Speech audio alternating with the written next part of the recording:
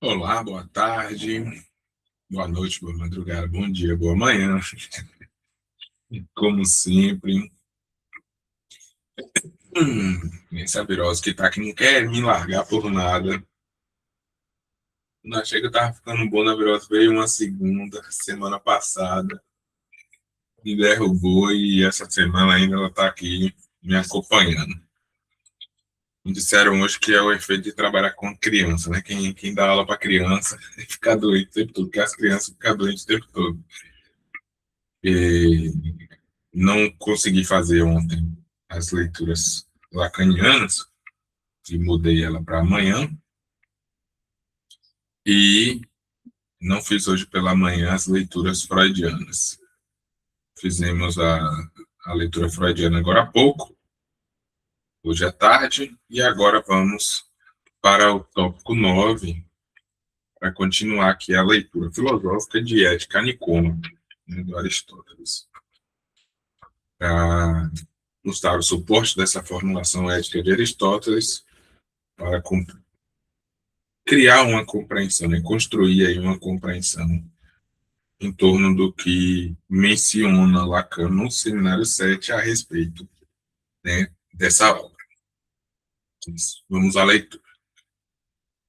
Daqui levanta-se também a dificuldade de saber se a felicidade é objeto de aprendizagem ou habituação,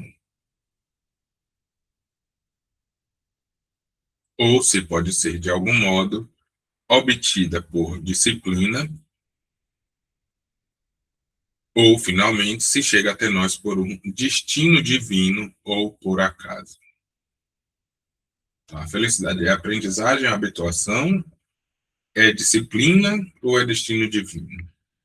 Se o que quer que seja posse dos homens é uma dádiva dos deuses, então é plausível que também a felicidade seja uma dádiva dos deuses.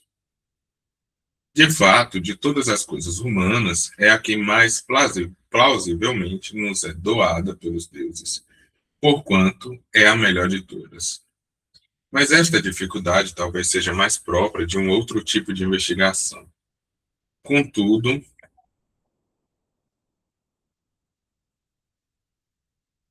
contudo, parece evidente que, mesmo que não seja enviada por um Deus, mas surge através da excelência e de uma certa aprendizagem ou disciplina, é das posses humanas mais divinas que há.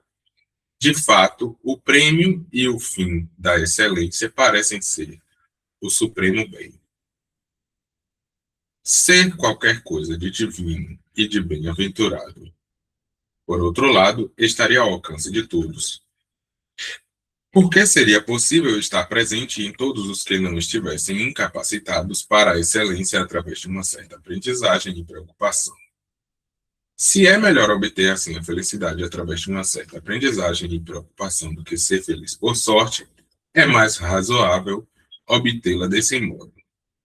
Se os entes que existem de acordo com a natureza são de tal modo constituídos que existem da melhor maneira possível, e se assim também é com os produtos resultantes de uma qualquer perícia humana ou de uma qualquer outra proveniência, assim será, por maioria de razão, com o que é oriundo do fundamento supremo.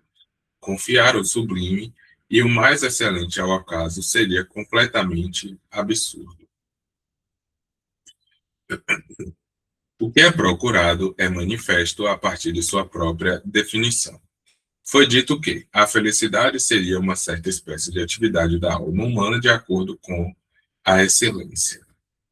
Dos restantes bens, uns são por necessidade, outros existem naturalmente como auxiliares ou como instrumentalmente úteis.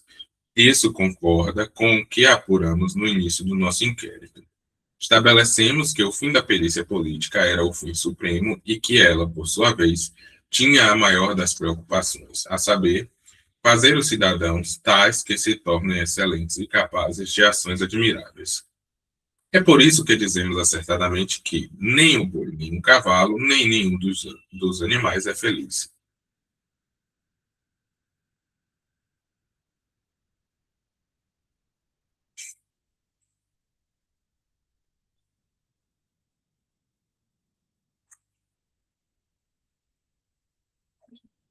Na realidade, nenhum deles é capaz de tomar parte numa atividade daquele gênero.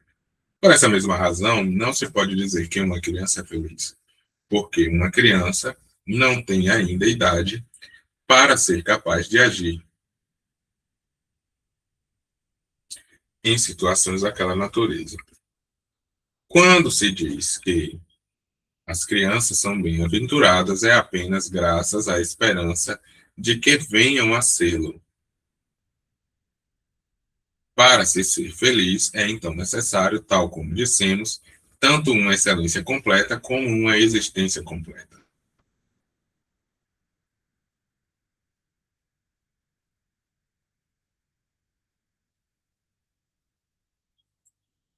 É que há muitas transformações e acasos de diversas proveniências ao longo da vida, e é possível a quem prosperou cair já na velhice em situações de grande adversidade, tal como se conta acerca de Príamo na época sobre Troia. Ninguém é feliz quando experimenta tais reveses e acaba por morrer miseravelmente. Será então que nenhum humano se poderá declarar feliz enquanto estiver vivo? Será que é necessário, de acordo com o que diz Solon, olhar primeiro para o fim? E, se tiver que admitir que assim é, será que alguém é feliz depois de que tiver morrido? Ou isso é completamente absurdo, sobretudo depois de termos dito que a felicidade é uma certa atividade? Se por um lado não podemos dizer que um morto é feliz, nem Solon pretenderá, mas que apenas poderá ser considerado bem-aventurado alguém que se encontre já fora do alcance de males e desventuras. Por outro, isto parece envolver um certo grau de controvérsia. É que parece haver, em certo sentido, para um morto males e bens, da mesma forma que usar para um vivo, mesmo quando aquele não tenha consciência disso. É, por exemplo, o caso das honras e desonras, das ações bem praticadas e das desventuras que acontecem aos seus filhos e, em geral, aos seus descendentes. Isso levanta uma dificuldade. Para o que teve uma vida feliz até a velhice e chegou ao seu fim em conformidade com essa disposição, será possível ainda acontecer-lhe ser afetado pelas vicissitudes sucedidas aos seus descendentes, sejam eles bons e tenham uma existência codigna, sejam eles maus e tenham uma existência miserável.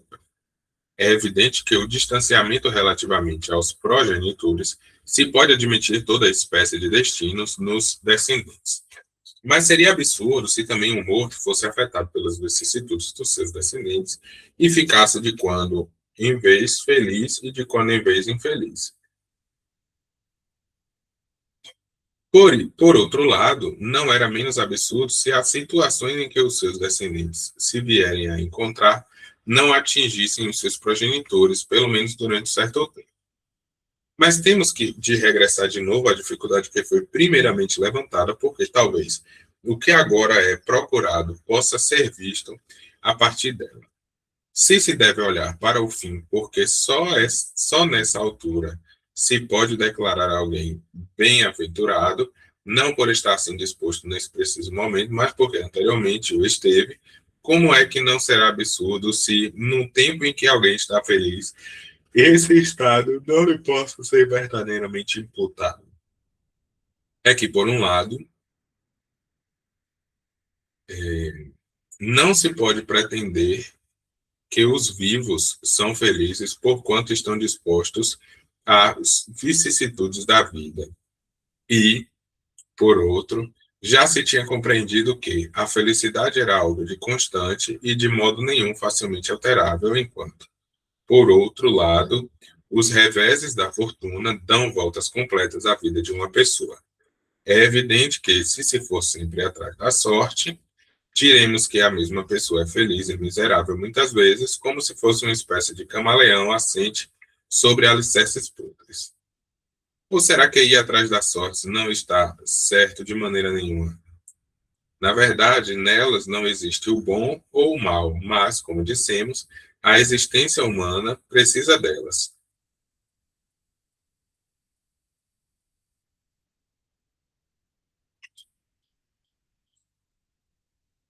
Contudo, Decisivo para a felicidade são as atividades autênticas realizadas de acordo com a excelência ética, enquanto as atividades opostas levam à infelicidade.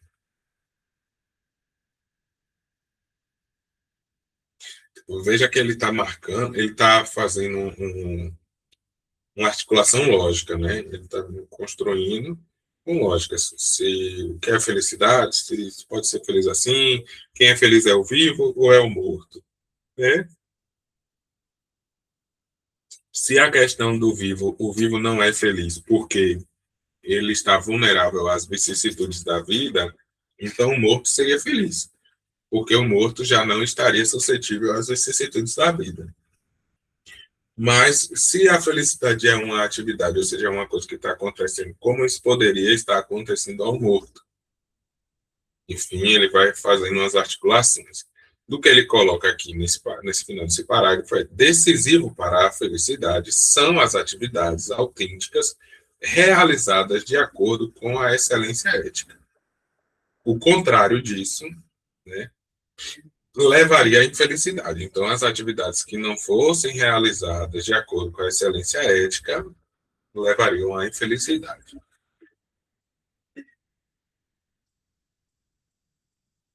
A dificuldade por ora levantada testemunha a favor da nossa definição. Em nenhuma das realizações humanas existe tanta estabilidade quanto a que é produzida por aquelas atividades conforme a excelência. Parecem ser ainda mais constantes do que os conhecimentos científicos. De entre as atividades conforme a excelência, as mais estimadas são as mais estáveis, porque os bem-aventurados vivem com elas de modo supremo e contínuo. Tal parece ser o fundamento para que elas não passem despercebidas. O feliz possuirá a estabilidade procurada na felicidade e permanecerá assim ao longo da sua vida. Levará à prática e terá na pura contemplação sempre, ou durante mais tempo do que todos os outros, aquelas coisas respeitantes à excelência e suportará o mais nobremente possível tudo o que acontecerá a respeito do que quer que seja. Um homem verdadeiramente bom é reto como um quadrado, irrepreensível, mas há muitas circunstâncias constituídas por acaso, umas de grande importância, outras de pouca importância. É evidente que os acasos, mesmo bons, e as pequenas infelicidades não têm peso na vida.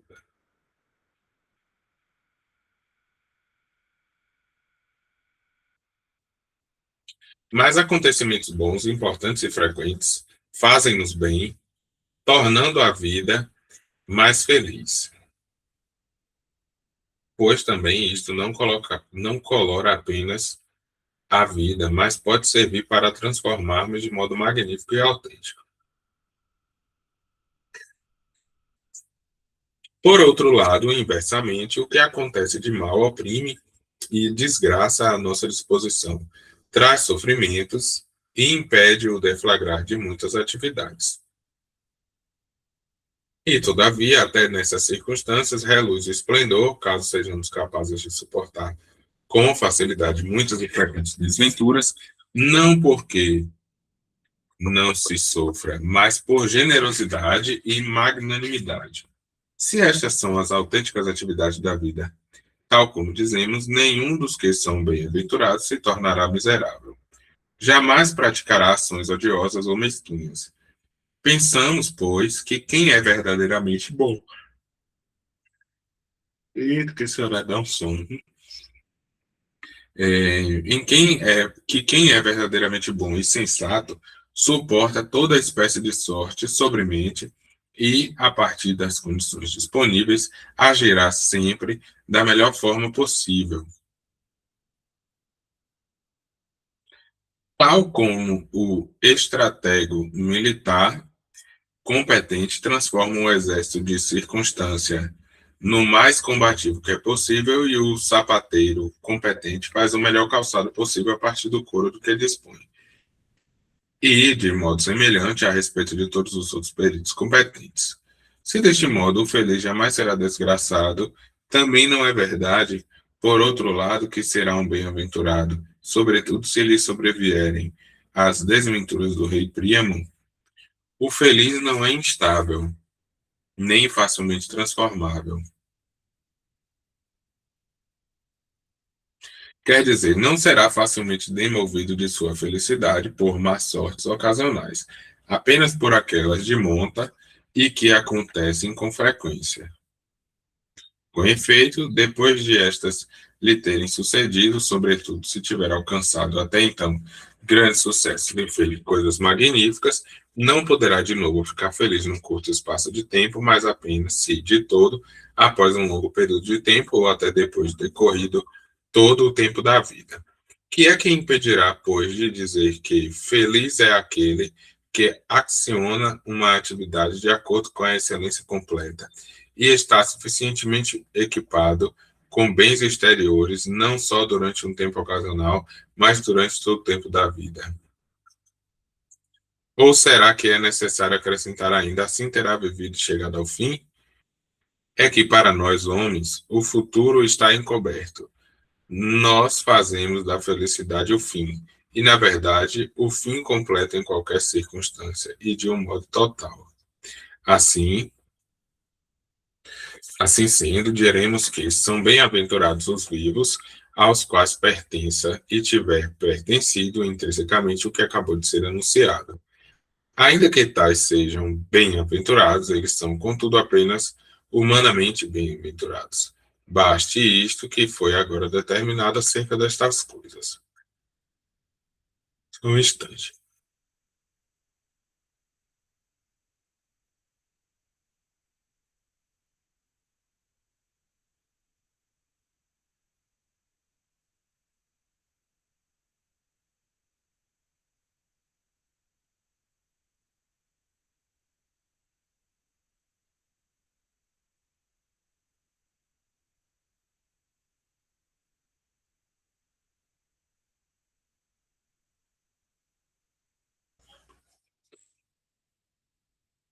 Tópico 10.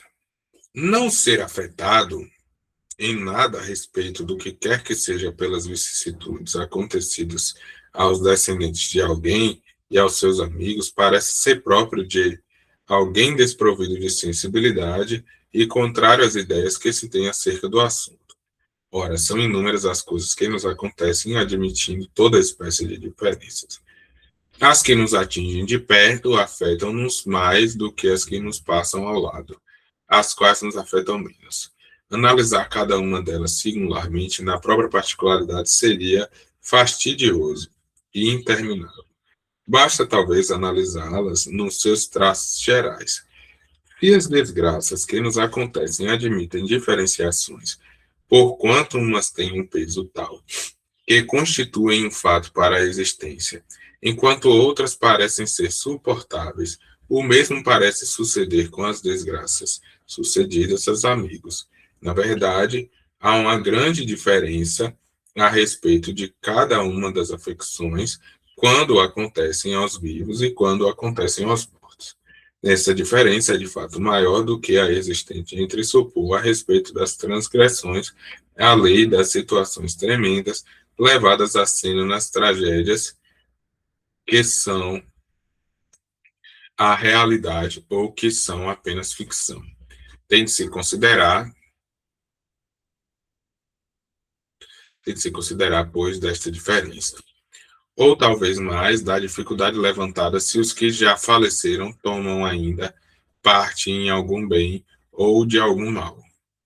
Parece resultado dessas diferenciações que se alguma coisa afeta os que já faleceram, seja algo de bom ou de mal, seja absoluto ou relativamente, será insignificante sem importância. Se é de outro modo,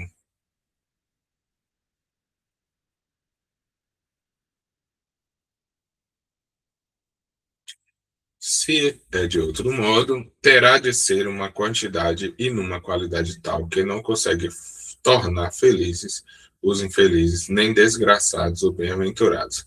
As ações praticadas pelos amigos, as boas como as más, parecem ter ainda alguma repercussão sobre os que já faleceram, mas apenas de tal modo e na medida em que não os fará felizes. Se ou não forem nem alterar em nada nenhuma das disposições deste gênero.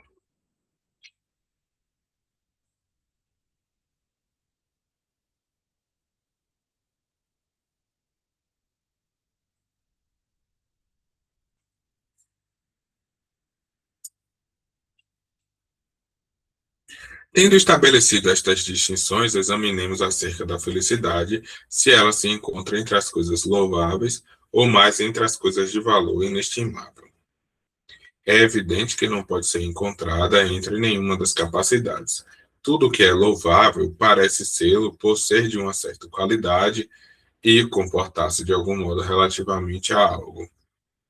Louvamos o justo e o corajoso e, em geral, o bom e a excelência por causa das ações praticadas e dos seus efeitos.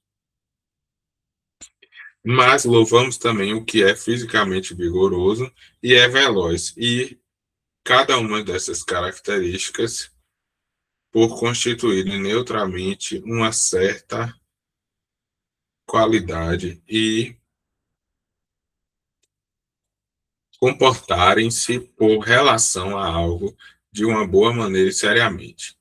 Isto resulta evidente também a partir dos louvores feitos aos deuses. Contudo, parece ridículo que se ponham os deuses numa mesma relação conosco. Isso resulta do fato de os louvores serem feitos pelo estabelecimento de uma relação entre uma coisa e um modelo. Se o louvor é uma coisa deste gênero, é manifesto que não há louvor das coisas supremas, mas apenas do que é maior e melhor, por referência a uma outra coisa, qualquer como parecer o caso.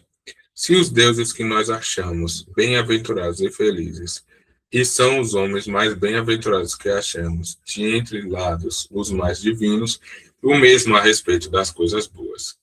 Ninguém louva a felicidade como louva o justo.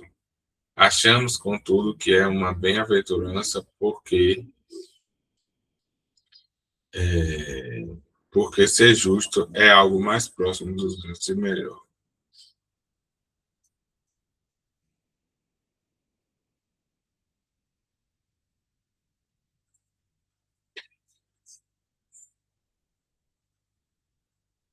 Eudoxo é o nome da pessoa.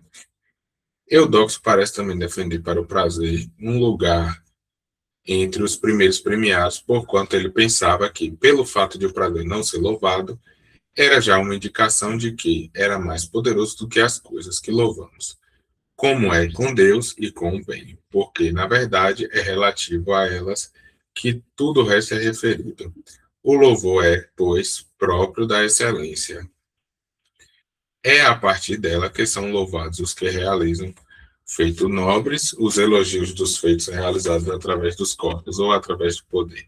Da compreensão também são compostos a partir da excelência, mas falar com rigor acerca dos elogios é uma tarefa mais apropriada para aqueles que os compõem.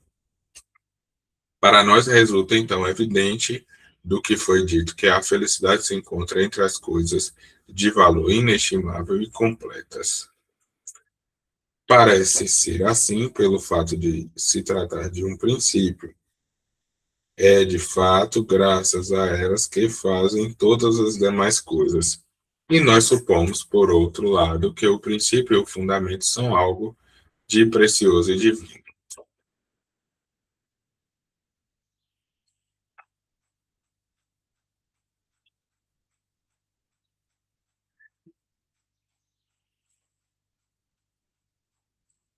E o tópico 2 para encerrar o livro 1. Uma vez que a felicidade é uma certa atividade da alma, de acordo com uma excelência completa, ter-se-á de examinar a excelência, porque talvez desse modo possamos compreender melhor o que lhes diz respeito. Parece, por outro lado, também que o verdadeiro homem da ação política se esforça por trabalhá-la e, na verdade, para a levar aos seus extremos. Pois, na verdade, deseja fazer dos cidadãos bons cidadãos obedientes à lei. Tomamos como paradigma destes os legisladores de Creta e de Esparta, e outros que se tiverem tornado tão bons como aqueles. Se esta consideração da excelência pertence ao saber que concerne a perícia política, é claro que a investigação passará a ser conformemente ao projeto esboçado desde o princípio. É evidente, pois, evidente que tem de se examinar a excelência e efetivamente a excelência humana. Nós também investigamos o sentido do bem humano e da felicidade humana. Visamos, portanto, a excelência da alma humana e não o do corpo. De resto, dizemos até que a felicidade é uma atividade da alma.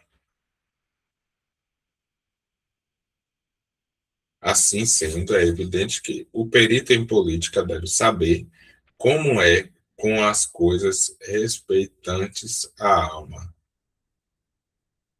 Do mesmo modo que o terapeuta dos olhos não trata exclusivamente deles, mas trata também de todo o corpo. A fortiori, o perito na criação de uma melhor cidadania pode ser perito num saber mais precioso e melhor do que a medicina. Terá também de cuidar não apenas de um aspecto doente da alma, mas de tudo que ele disser a respeito. Os médicos mais sofisticados lidam muito cuidadosamente com o conhecimento do corpo no seu todo.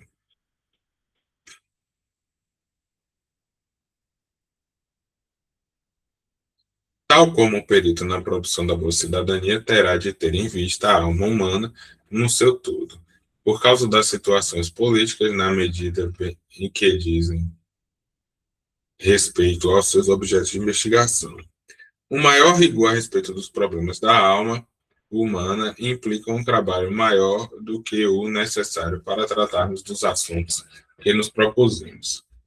Foram já enunciados de modo suficiente alguns aspectos respeitantes à alma dos escritos vindo a público que que podem agora ser aplicados nesta investigação. Uma das dimensões da alma humana é a incapacidade de razão, enquanto a outra é a capacidade de razão.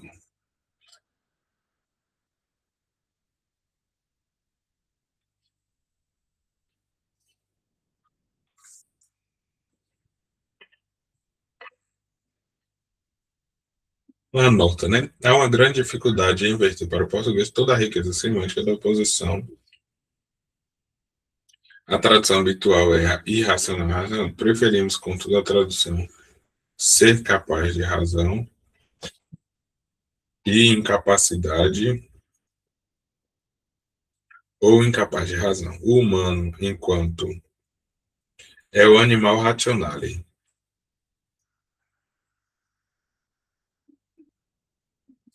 O que está em causa é a própria de relação do humano com o sentido. Na verdade, a existência humana encontra-se entre dois limites extremos. Desse modo, o humano vive na impossibilidade de estabelecer uma relação com a razão ou de se desconectar dela. A letra seria não ter qualquer relação com o sentido. Neutra, por conseguinte, relativamente à possibilidade incapacitante de razão e à possibilidade capaz de razão. Parece, por outro lado, haver uma certa outra natureza da alma que não é racional, mas que, ainda assim, toma, de algum modo, parte da sua dimensão racional.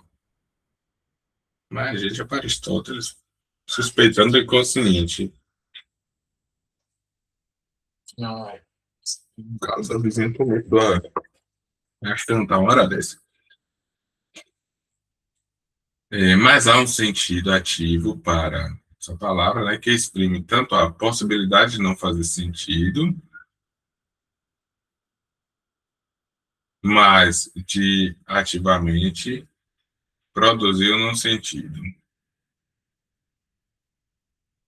Essa palavra exprimirá, portanto, a nossa possibilidade de ativar-nos em relação com o sentido, de podermos encontrar sentido no que fazemos. Exprimir, portanto, de serem capazes da razão, de sermos capazes da razão. Política, né? Apenas o humano, de entre os animais, tem a possibilidade de se exprimir, de dizer como é consigo. Fritz Heidegger.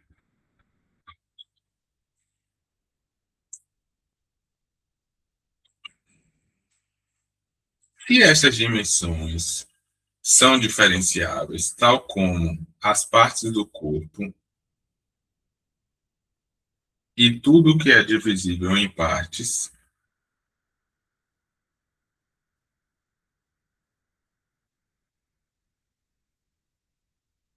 ou se estas dimensões existem indissociáveis por natureza, tal como no arco, o convexo e o côncavo, não tem qualquer importância para o presente inquérito.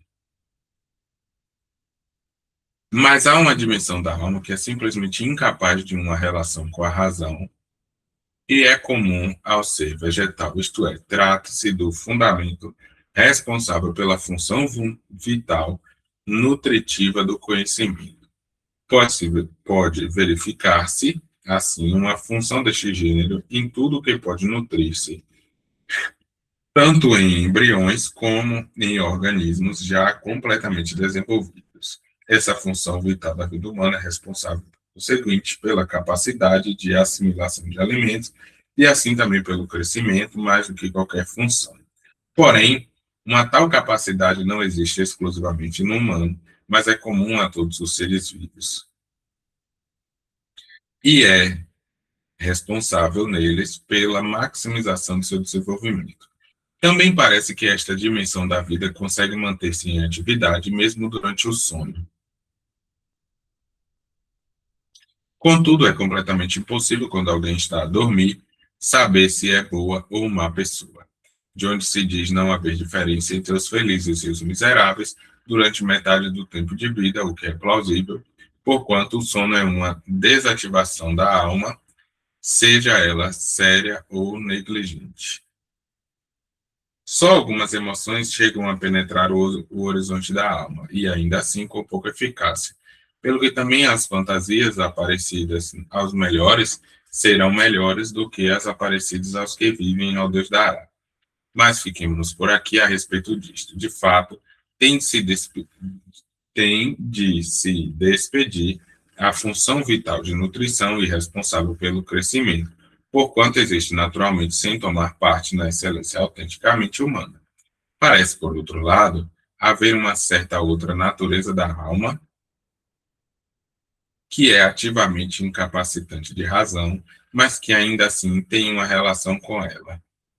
Esta possibilidade existe tanto no que tem autodomínio, como no que o não tem. Em geral, elogiamos o que é racional, tal como o que em nós é capacitante de razão.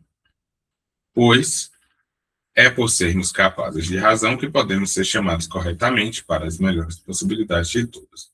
Parece, não obstante, haver nestas dimensões da alma uma outra que se constitui naturalmente contra a capacidade de razão, isto é, que a combate e lhe oferece resistência.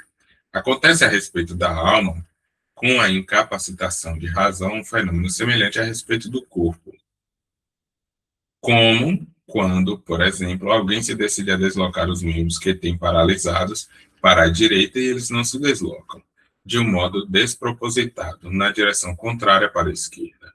A coação obriga quem não tem domínio de si e a ir por direções que contrariam a decisão tomada pelo sentido racional. Seria Aristóteles aqui, já postulando algo da questão dos fenômenos corporais do inconsciente, mas se nos corpos é possível detectar as deslocações a contrariarem as decisões da vontade, o mesmo já não é possível a respeito da alma. Não obstante, temos de verificar a existência na alma humana de um fator incapacitante de razão que a contraria e lhe resiste. Não importa, porém, para já aferir a diferença entre estes dois planos. Dissemos, então, que há uma dimensão da alma que é, de algum modo, capaz de tomar parte na razão. A possibilidade de autodomínio resulta efetivamente da obediência ao comando da razão. Mas são as disposições fundamentais do sensato e do corajoso que melhor permitem escutá-la e obedecer-lhe. Tudo neles ressoa em uníssono com a razão. Por outro lado, a dimensão incapaz de razão é também dupla. Em primeiro lugar, incapaz de razão é a função vital, meramente vegetativa, que existe sem qualquer capacidade de relação com o elemento racional. Em segundo lugar, a faculdade de desejar e, em geral, o elemento intencional, que são, de algum modo, capazes de razão, mas também podem incapacitá-lo. Isto é, tem o poder de a escutar e de obedecer a seu comando. Também é assim que dizemos que um pai e os amigos têm razão, mas não a têm do mesmo modo que os enunciados matemáticos. A advertência toda é espécie de censura e a extorsão indicam que a possibilidade incapacitante de razão pode, no humano, transformar-se de algum modo, por persuasão, numa possibilidade capaz dela. Se, por conseguinte, é necessário dizer que também a faculdade de desejar e o elemento intencional são capazes da razão, nessa altura, então a capacidade de razão diz-se de duas maneiras. Em primeiro lugar, um sentido estrito e de forma absoluta.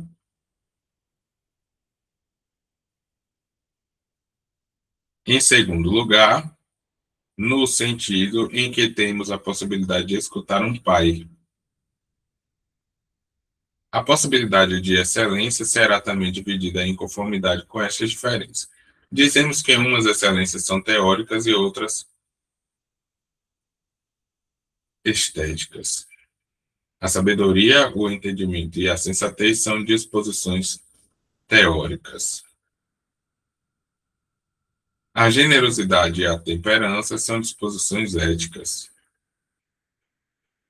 Falando de caráter, não dizemos que alguém é sábio ou entendido em determinadas matérias, mas que é gentil ou temperado. Louvemos, por outro lado, o sábio de acordo com a disposição competitiva. E, em geral, chamamos excelências às disposições que são louváveis. E aqui acabou-se o livro 1, a respeito da felicidade, da perícia, da excelência, do que é louvável. Tem um aspecto muito curioso, que é o fato de ter sempre uma correlação com a felicidade e com um bem supremo no final. O que isso faz com que essa ética, muitas vezes, ela seja sustentada no âmbito da moralidade. E aí é nesse aspecto, inclusive, que a gente vai ver a demarcação da separação da ética da psicanálise com a ética do desejo, ou do bem dizer, né? E não essa ética do bem ser, né? Do ser bom, buscar o bem supremo, enfim, são aspectos.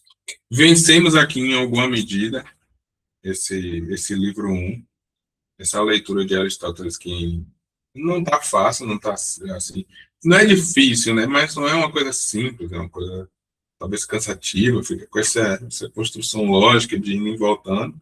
Mas, enfim,